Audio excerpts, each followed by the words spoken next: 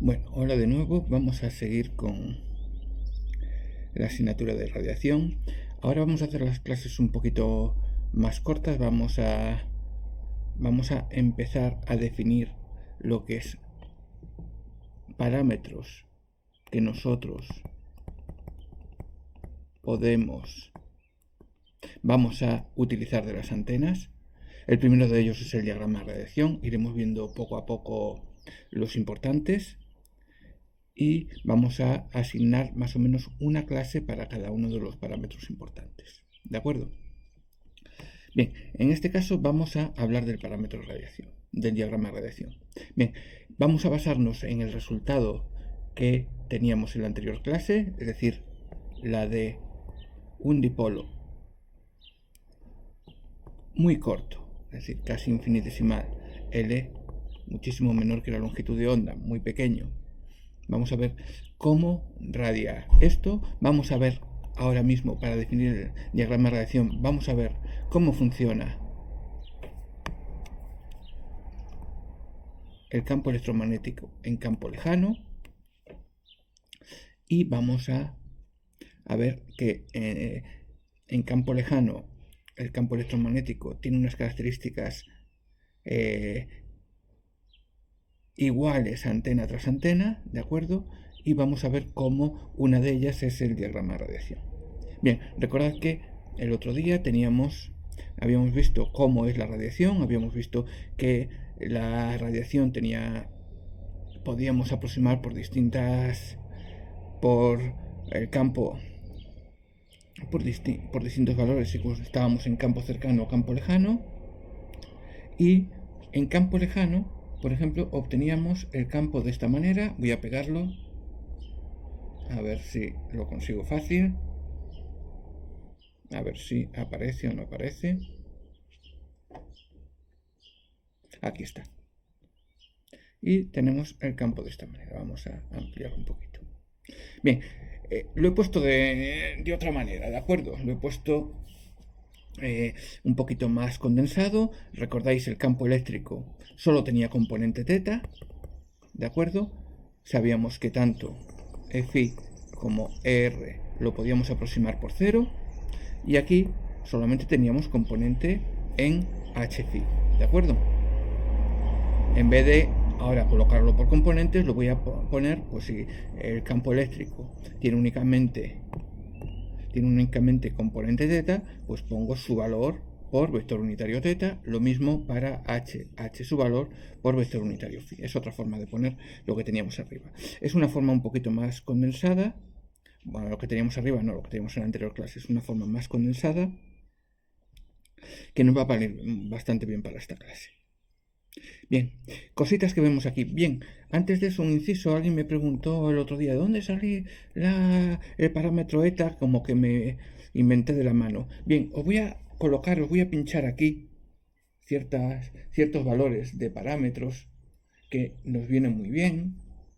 ¿De acuerdo? Vamos a empezar con los parámetros que usamos habitualmente, que no tengamos que estar continuamente mirando cada uno de ellos por los libros, y os lo voy a copiar aquí. Vamos a ver. Voy a ver si lo consigo sin problemas. Los pongo de golpe. ¿De acuerdo? Y los miramos uno por uno. Nos van a venir bien también algunas de estas cosas, seguramente también para esta clase. Vale, vamos a ver, pronto nos aparecerá aquí. Aquí tenemos los valores. Vamos a repasarlos de nuevo, ¿de acuerdo? K, que era el número de onda, lo podemos escribir naturalmente como aparece en la ecuación de onda: omega raíz de mu épsilon, mu la permeabilidad, épsilon la permitividad. O también lo podemos escribir, esta es muy interesante, como 2pi partido por la longitud de onda. ¿De acuerdo? Recordad que la longitud de onda, a ver, esperamos que pase ese camión, la longitud de onda la puedo escribir como c partido por la frecuencia. Cuidado que omega y f, tener siempre presente que omega es igual a 2πf, ¿de acuerdo? No nos equivoquemos nunca con eso. También, perdonad, la velocidad c es la velocidad de la luz en el medio, es 1 partido por raíz de nu epsilon, que en el vacío, si cambiamos nu y epsilon por mu sub 0 y epsilon 0, sabéis que podemos escribir aproximadamente por este valor que lo utilizamos continuamente. Bien, con todo eso por ahí, pues enseguida nos aparece y podemos poner todo en función de eta, donde eta es raíz de mu partido por epsilon. ¿De acuerdo? Bien, las anteriores expresiones salían de hacer, tener en cuenta que tanto que en las ecuaciones de Maxwell aparece nu y epsilon, se van a dividir entre ellas y va a aparecer eta, por eso aquí nos aparece el término eta, como me habéis preguntado. En el vacío, cuando mu y epsilon son mu sub 0 y epsilon sub 0, sabéis que normalmente utilizamos la aproximación eta sub 0 es igual a 120 pi, ¿de acuerdo? 377 ohmios. Recordad que el eta viene en ohmios, porque en realidad, luego lo veremos un poquito más detenidamente, nos va a aparecer, en realidad, eta me marca como, lo voy a marcar así porque no es una igualdad todavía, como la división entre el campo eléctrico y el campo magnético. Tiene que ver con la magnitud del campo eléctrico frente al campo magnético. Recordad que el campo eléctrico, sus unidades son voltios partido por metro, el campo magnético, sus unidades son amperio partido por metro. Sabéis que voltio partido por amperio me da ohmio. Así de fácil, ¿verdad? Bien, pues esa es un poco por qué se llama impedancia, porque se llama impedancia intrínseca del vacío, porque me marca una relación entre el campo eléctrico y el campo magnético. El campo eléctrico tiene analogía con las tensiones, el campo magnético con las corrientes, ¿de acuerdo? Vale. Sigamos. Pronto vamos a ver exactamente esta relación de aquí, qué significa. Pero vayamos primero a esto de aquí. Vamos a desmenuzar un poquito esa expresión y entre lo que vamos a desmenuzar nos aparecerá el diagrama de radiación. Pero también nos va a aparecer otra cosa, ¿de acuerdo? También nos va a aparecer otra cosa. Fijaros que yo puedo escribir eso de la siguiente manera. Vamos a copiarlo. Bien, fijaros que el campo eléctrico, ahora voy a escribir yo, el campo eléctrico lo puedo escribir como una cierta constante, E sub 0, el que sea, me da igual, por algo, vamos a llamarlo H, que depende de teta, de phi y de r. Y por un vector unitario E. Vamos a ver. Bien, ¿a qué estoy llamando cada uno de esos términos? Primero, E sub 0. E sub 0 es una constante que viene por aquí, que es J, eta, K, I sub 0, L, partido por 8pi. ¿De acuerdo? Para nosotros es una constante y nos viene bien para ahora simplificar esa expresión. Naturalmente esa constante puede ser compleja porque E sub 0 es un fasor. ¿De acuerdo? Tiene módulo y fase y por lo tanto puede ser compleja. En este caso está multiplicando por J, por el que sea. ¿De acuerdo? Ese vector unitario E, ahí está claro que es teta. ¿De acuerdo? Bien, muy bien, muy bien, muy bien.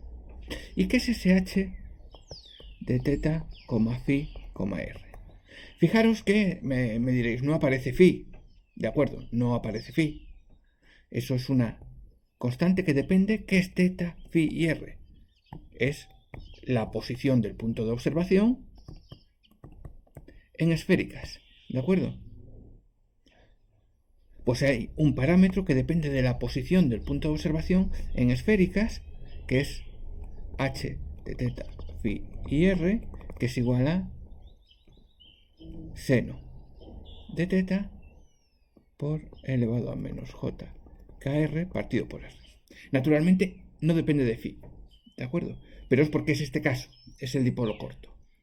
Bien, lo que vamos a hablar aquí lo vamos a descifrar del dipolo corto, pero al final todas las expresiones que vamos a ver, valen para cualquier antena. Es decir, cualquier antena, su campo eléctrico lo podemos escribir como una constante por un factor que depende de la posición a la que tengo la observación y por un vector unitario. En este caso, en el del dipolo corto, el vector unitario, ¿cuál era? Teta unitario, ¿de acuerdo? Bien, lo puedo escribir así. Esta expresión es válida para cualquier antena. Esta expresión es válida para cualquier antena. ¿De acuerdo? Para cualquier antena. Ah, pero vayámonos al campo magnético. El campo magnético le ocurre lo mismo. Fijaros, el campo magnético le ocurre 3/4 de lo mismo. Lo puedo colocar como una constante. En este caso, H sub 0 es J K I sub 0L partido por 8pi. ¿Veis que se parece mucho a la E sub 0 que teníamos aquí?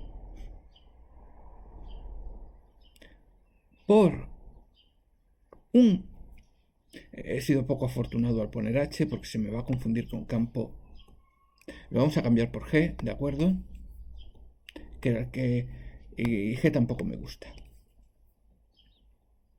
No sé, marca. K tampoco me gusta. L sí me gusta. Pues L es la longitud. Ahí. A ver, ¿se os ocurre alguna? M, que no lo vamos a usar para nada. ¿De acuerdo? Y aquí lo mismo. Lo que antes llamábamos H vamos a llamar M porque me he dado cuenta que no podemos confundir H con campo magnético y no quiero yo esos problemas. M de teta, phi, r. Bueno, ¿por qué no lo he llamado I por un vector unitario? Le voy a llamar H pequeña de esa manera. Uy, ¿por qué al vector unitario lo he llamado de distinta manera, pero al M no? Al vector unitario lo he llamado de distinta manera porque me doy cuenta que aquí es diferente. Es diferente del campo eléctrico. El del campo eléctrico era vector unitario teta. Aquí el del campo magnético, si nos fijamos en la expresión, es vector unitario phi. ¿Y por qué M lo mismo? Porque si nos fijamos, M, bueno, voy a ponerlo en otro color, M, para este caso es esto de aquí, para este caso es esto de aquí, y son iguales. Ya alguno me dirá, ya en este caso ha coincidido que son iguales. Son iguales para todas las antenas, ¿de acuerdo? Todas las antenas, este factor que vemos aquí es idéntico. Es decir, hay una variabilidad según teta, según phi, según r, que es idéntica a si queremos calcular campo eléctrico o campo magnético, ¿de acuerdo? Eso no significa que el campo eléctrico y el campo magnético sean iguales, no, porque el E sub 0 y el H sub 0 serán distintos. El E unitario y el H unitario serán distintos. Pero esto que vemos aquí, este M va a ser idéntico. ¿De acuerdo? Nos estamos aproximando al diagrama de radiación. Vamos a volver luego a ese M. Ahora vamos a fijarnos en otra cosa. Bien, ¿qué relación hay entre E sub 0 y H sub 0? Calcularla. Es decir, ¿cuánto es E sub 0 partido por H0? Esto, nos cogemos esta expresión, dividimos este término, que es justo E sub 0, entre este término, que es justo H0, ¿y qué me sale? J entre J1, K entre K, I sub 0, L, todo igual salvo el eta. Es igual a eta. O sea, esa constante que me define el campo eléctrico y esa constante que me define el campo magnético, su razón es eta. ¿Qué habíamos dicho aquí? Que estaba relacionado directamente con la magnitud del campo eléctrico con respecto a la magnitud del campo magnético. ¿De acuerdo? Naturalmente también va a haber un M por ahí. Bueno, pero ese M es idéntico. O sea, si pusiera además ese M, eso sería, la expresión daría lo mismo. Campo eléctrico partido por campo magnético, su magnitud fuera M. Porque si esto sería igual exactamente a E sub 0 por M partido por H sub 0 por M, porque M y M se van. Claro, me quedan ese H y ese E que no lo voy a contar. Estoy hablando de magnitud. La magnitud sí, al final ocurre que la magnitud de E partido por la magnitud de H me da la impedancia del medio. Fijaros que esto lo hemos visto para el dipolo corto, pero lo mismo va a suceder para cualquier tipo de antena. Alguno me preguntará, ya, bueno, tengo que hacer acto de fe, Luis, con que nosotros hemos visto un ejemplo particular y esto se va a conservar para cualquier antena. Bien, el acto de fe, si alguien quiere verlo en los libros, es porque mi antena, esta que he creado aquí, es una antena muy pequeña. En el fondo, una antena, hemos dicho el primer día, infinitesimalmente pequeña. Como es una antena infinitesimalmente pequeña, yo al final todo consiste en esto, yo podría hacer que una antena mayor descomponerla en función de factores infinitesimalmente pequeños. Por lo tanto, al final el campo total será la suma de todos esos factores infinitesimalmente pequeños. Entonces, como todo es lineal, al final estas propiedades se acaban conservando. ¿De acuerdo? Todo viene de ahí. Pero mejor que eso, lo digo simplemente por si alguien no hace acto de fe, es hacer acto de fe y decir, bien, esto se conserva para todas las antenas. Bien, pero tenemos aquí una cosa que no es la diferencia, que es el E y el H. Bien, os voy a colocar aquí unas expresiones de esféricas que, bueno, si no, las vamos a tener aquí presentes simplemente, pero si no, recordáis que tenemos una regla para esto, que ahora la vamos a ver. Vamos a ver dónde lo tengo aquí. Voy otra vez a cortar, perdonad por que de vez en cuando tenga que hacer esto, si no tengo que recortar los vídeos.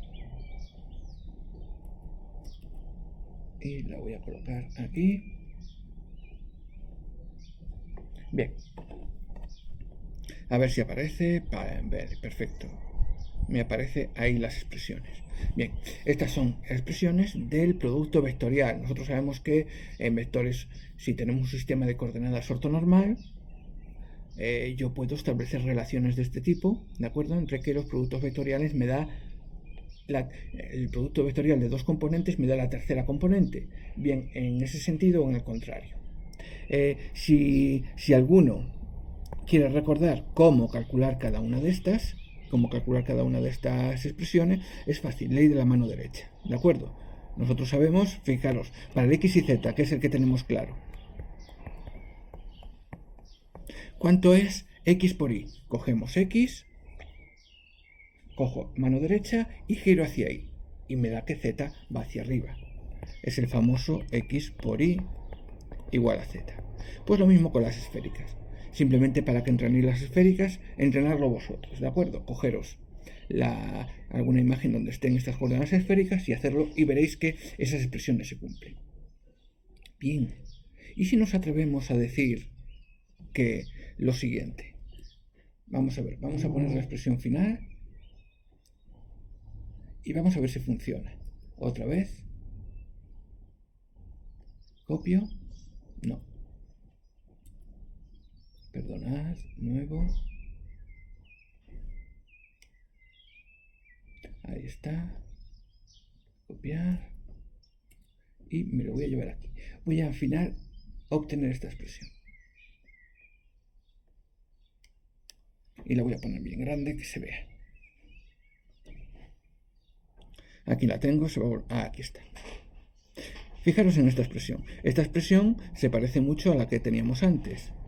Eta igual a E sub 0 partido por H0. Si venga eta para aquí y H se vendría para aquí. No existe ese problema de... aquí no estamos con magnitudes, tenemos una cosa un poco más complicada, pero si hiciéramos magnitudes, claramente al final de ahí tendríamos la magnitud de R no es nada, que la magnitud de H es igual a la magnitud de E partido por eta. ¿De acuerdo? Tendríamos la expresión. Vale, no queremos eso, porque además queremos darle carácter vectorial. Fijaros que el campo eléctrico tiene componente, vamos acá, y tiene componente teta. Es decir, campo eléctrico tiene componente teta. Y si la multiplicamos por R y vemos lo que ocurre aquí, me da componente phi. ¿De acuerdo? Y es lo que me sale, que realmente H tiene componente phi. Con lo cual, esta expresión parece cumplirse. Esta expresión la vamos a dar ya por buena. Esta expresión es la que siempre me relaciona campo eléctrico con campo magnético. Cuidado, que hemos hecho una aproximación desde el principio, ¿de acuerdo? Campo lejano. Si no sabíamos que estas cosas empiezan a no cumplirse, pues en campo lejano, el campo eléctrico y el campo magnético se pueden calcular entre ellos a partir de esta expresión, donde eta es la impedancia del medio y R la dirección de propagación. En una antena, como hemos dicho, la dirección de propagación es la lógica, la que sale de alejarnos de la antena, ¿de acuerdo? Y esa siempre es el vector unitario R si ponemos la antena en nuestro sistema de coordenadas, en el centro del sistema de coordenadas. Perfecto. Tomar esta expresión y esta expresión ya adquirirá una gran importancia para nosotros. Y la hemos visto únicamente mirando qué cosas se cumplen entre qué relaciones hay entre I y H mirando esa expresión. Cuidado, lo he dicho. Esa expresión es para el dipolo elemental, pero se cumple para cualquier tipo de antena siempre que esté en campo lejano. Recordad, campo lejano que esté a una distancia r mayor que 2d cuadrado partido por lambda, siendo de la mayor distancia que yo pueda poner entre puntos de la antena. Vale, ya sabemos más cosas. Y recordad que me he dejado en el tintero ese parámetro m. Fijaros que es m. Lo voy a poner de nuevo. M de teta, phi y r. Recordad, pongo phi aunque no aparezca, porque en otras antenas aparecerá phi. ¿De acuerdo? En otras antenas sí aparecerá phi. Eso es igual a seno de teta por elevado a menos jkr partido por r. ¿No? Así habíamos definido m. ¿De acuerdo? Aquí lo tenemos. Bien, voy a ir aún más allá. Voy a decir que eso es f de teta, phi por elevado a menos jkr partido por r. Bien, esta propiedad se cumple para cualquier antena. Es decir, ¿qué propiedad? Bien, la propiedad de que teta y phi están separados de r.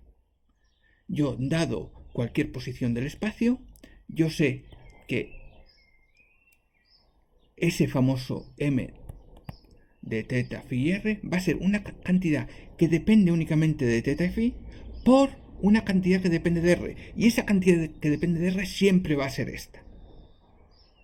Siempre va a ser elevado a menos jkr partido por r, que es el término de atenuación del campo eléctrico, que es 1 partido por r, y el término de propagación elevado a menos jkr. Es decir, cualquier antena, su campo eléctrico lo puedo escribir, fijaros, como E sub 0, f de teta, phi, elevado a menos jkr partido por r, por el vector unitario, en ese caso teta. Bien, ese vector unitario que veis aquí ya no es más, ya lo sabéis, de campos electromagnéticos que la polarización.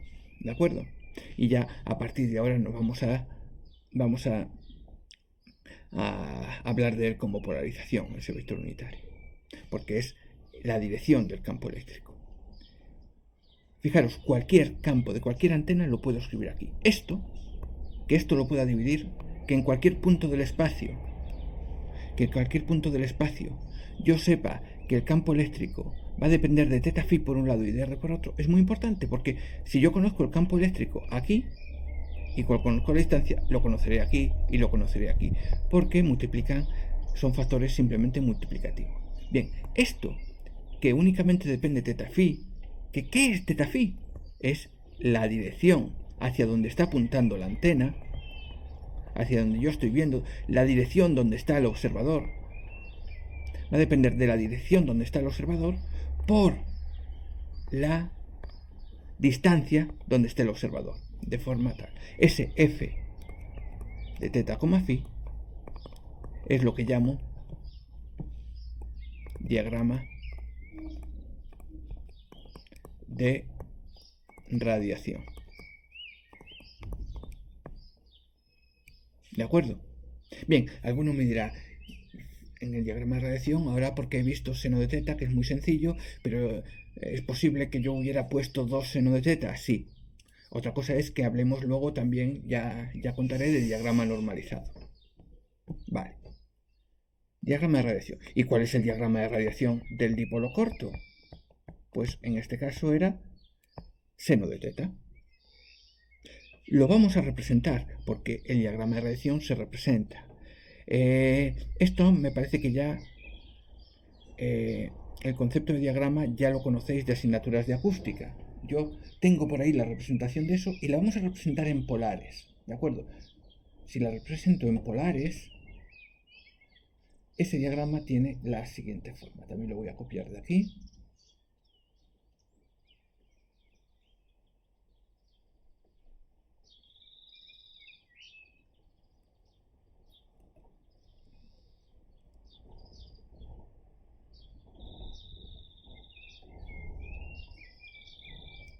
Y aquí me aparecerá.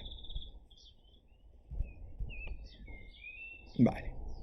Bien, ese es el diagrama de radiación de la antena. Bien, ya esto es una cuestión muy importante.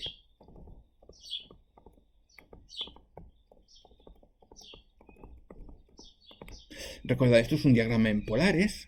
¿Qué significa un diagrama en polares? Lo recuerdo. Representamos según teta, según este teta que tenemos aquí, vamos representando para este teta. Esto significará que esto vale pues 0,86, 0,6, fijaros, ¿de acuerdo? Para este teta, que es, por ejemplo, para 33 grados, esto es aproximadamente, F es aproximadamente, pues 0,6. Así lo vamos midiendo.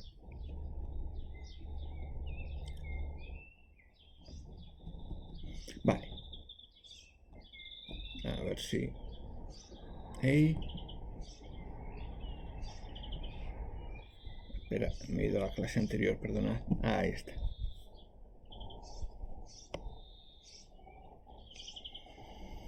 Bien. Como esto es 0 grados, fijaros que mi antena estaba situada aquí, en el eje Z, y por ejemplo, θ es el ángulo que formamos respecto del eje Z. Por eso he representado aquí a la antena. La puedo representar aquí y así nos da un concepto de cómo está radiando. ¿De acuerdo?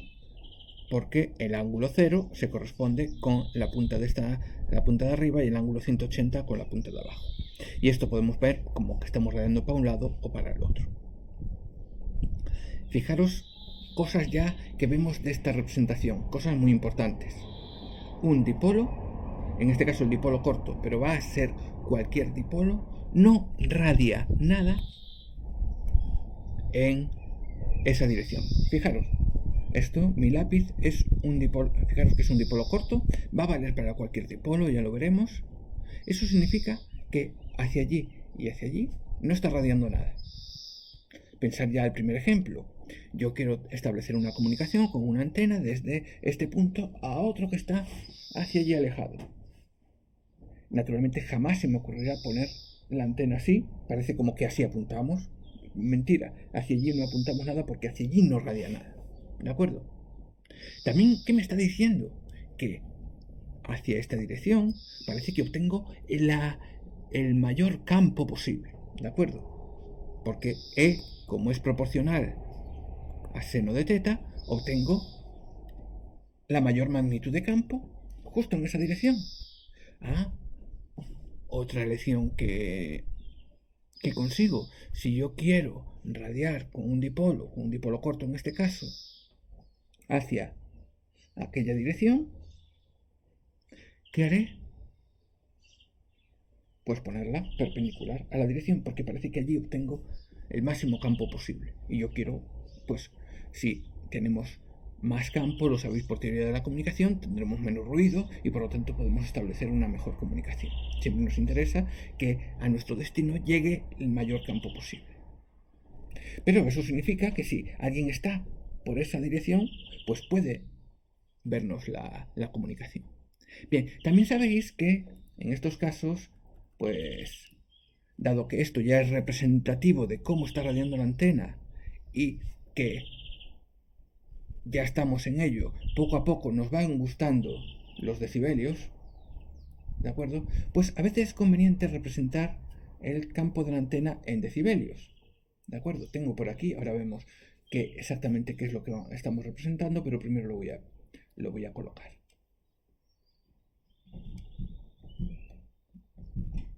Aquí lo tengo y lo voy a pasar a esta hoja.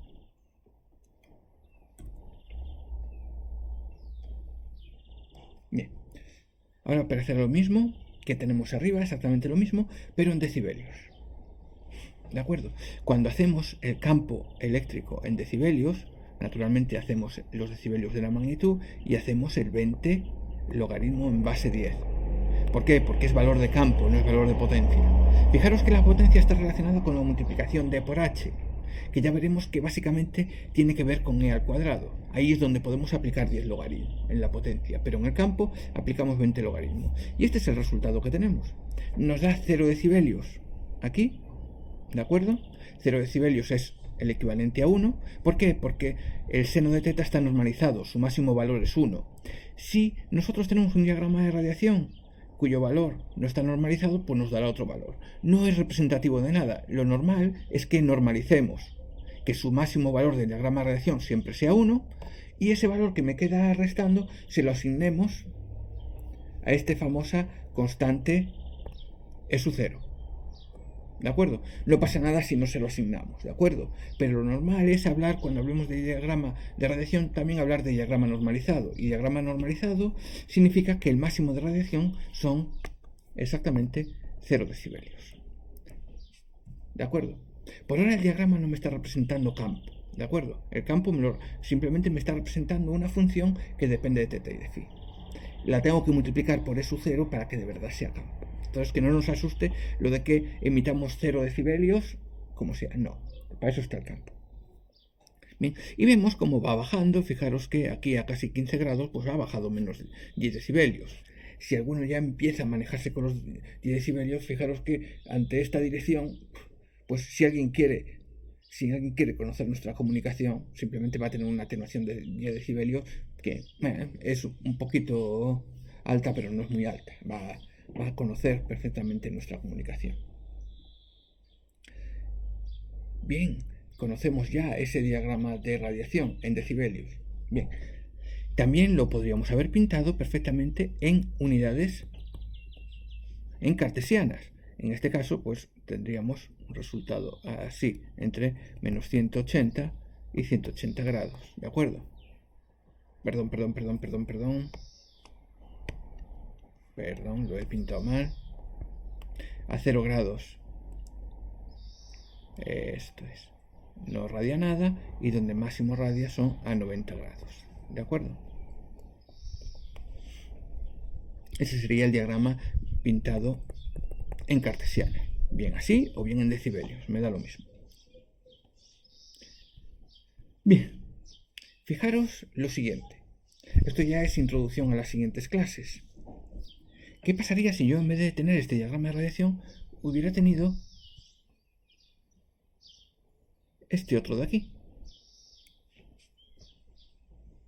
De primeras tenemos lo mismo. Fijaros, sí, entiendo lo mismo. Hacia allí tengo, en la zona perpendicular, mi máximo de radiación. Hacia aquí parece que no radia nada. Pero, ahora, si varía un poco la dirección hacia lo que estoy apuntando, realmente el campo va a decaer ya muchísimo. Nadie podría ver nuestra comunicación. Bien, ya es importante. Pero algo más, si realmente el máximo campo va hacia allí y luego ya se atenúa rápidamente, eso puede significar de que yo esté enfocando lo que radio hacia esa dirección mejor que lo que está en azul. En azul yo radiaba para aquí, para aquí, de un modo muy similar. Y en el verde estoy radiando sobre todo para esas direcciones. ¿Qué podrá significar? Podrá significar que si yo quiero radiar por ahí, quizá el verde será mejor. ¿Y por qué será mejor? Porque quizá lo que yo entrego a la antena me vaya más hacia esa dirección. Fijaros, si yo estoy entregando cosas y las estoy entregando en azul para todo el espacio y en verde lo estoy entregando para unas direcciones muy concretas aquí. Pues parece como que el verde será más eficiente. Vamos a hablar de que el verde es más direccional. ¿Y qué es eso de direccional? Que parece que hay una dirección, en este caso una dirección mucho más representativa que el resto. Estoy intentando radiar casi todo hacia una dirección. Diré, aunque esto ya definiremos más adelante lo que es, diré que el diagrama verde es más directivo.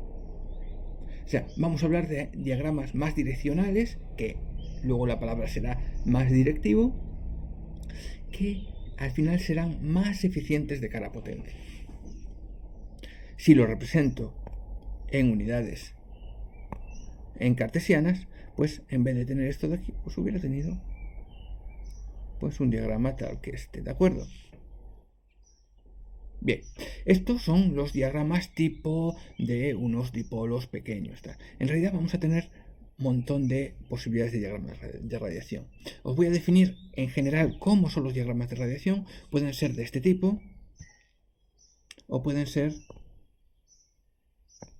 de tipo más directivo. Vamos a suponer que yo quiero radiar hacia la dirección hacia 0 grados, ¿de acuerdo? Pues un diagrama de radiación muy directivo podrá intentar radiar casi todo hacia una dirección. Va a ocurrir que luego no va a radiar 0 en todo lo demás. Eso es muy difícil para una antena. Radiará algo. Entonces nos van a aparecer diagramas lobulares. ¿De acuerdo? Esto ya voy a llamar el haz principal. Y estos de aquí lo voy a llamar los lóbulos o haces secundarios.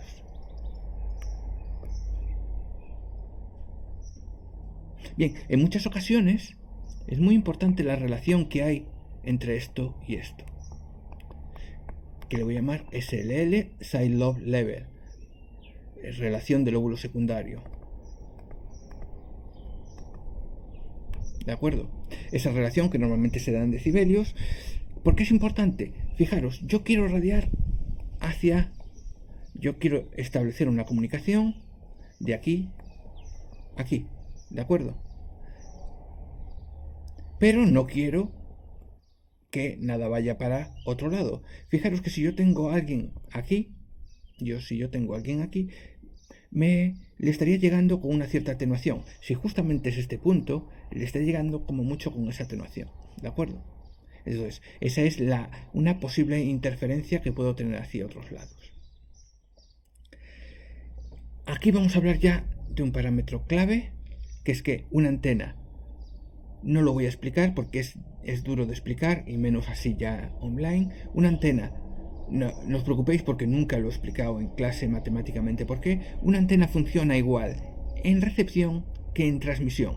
Es decir, este diagrama de radiación, pues podemos pensar llamarlo diagrama de recepción. Es decir, si yo tengo una antena de este tipo y la uso para recepción, si es igual, si funciona igual que en recepción que en transmisión, si viene una transmisión de aquí arriba, esta antena no va a recibir nada.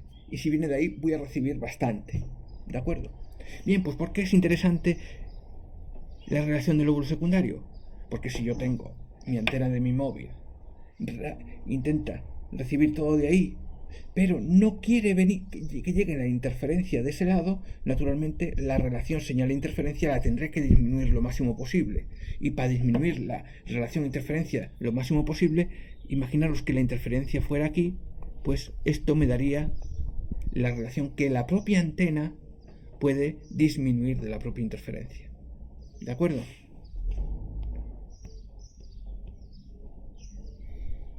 Bien.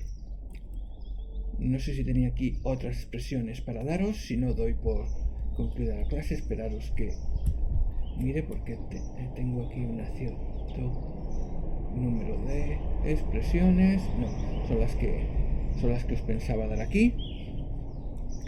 Y en la siguiente clase ya vamos a hablar de conceptos de potencia, ¿de acuerdo? Pues muy bien, muchas gracias.